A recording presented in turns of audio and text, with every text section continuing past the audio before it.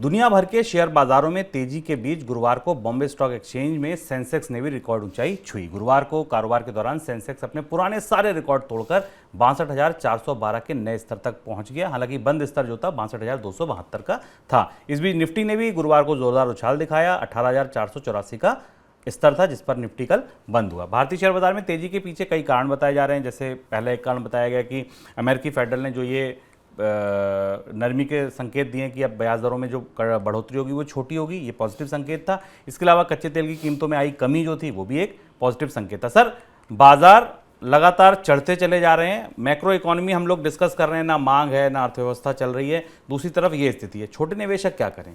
बाजार में कुछ और महत्वपूर्ण हो रहा है जिससे हमें समझना ज़रूरी है।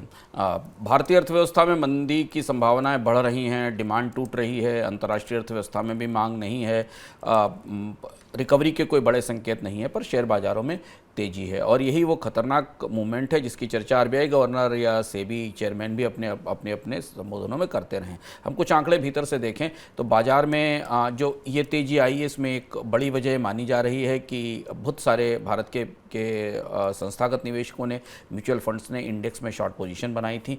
करीब जो आंकड़े मिल रहे हैं थर्सडे के जो आंकड़े हैं कल के, उसके हिसाब से करीब 73,679 शॉर्ट पोजीशंस थी। और इसलिए इन लोगों को शॉर्ट कवरिंग के कारण बाजार को एक सपोर्ट मिला और बाजार इस लेवल पर ऊपर खड़ा हुआ था। लेकिन ये खतरनाक स्थिति है क्योंकि इसका ऐसी स्थिति में बाजार में वो नेचुरल या फंडामेंटल तेजी नहीं दिख रही।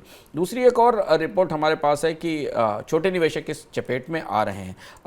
ताज़ा आंकड़ा आया है कि रिटेल इन्वेस्टर्स ने ऐसे स्टॉक्स में अपनी होल्डिंग 40% बढ़ा दी है जिन्होंने पिछले 6 महीनों में सबसे ज़्यादा वेल्थ कमाई है, जिन्होंने सबसे ज़्यादा नुकसान पहुंचाया है। तो ऐसे वेल्थ एरोडर्स स्टॉक हैं जिनमें छोटे निवेशकों की हिस्सेदारी करीब करीब 40% बढ़ी है।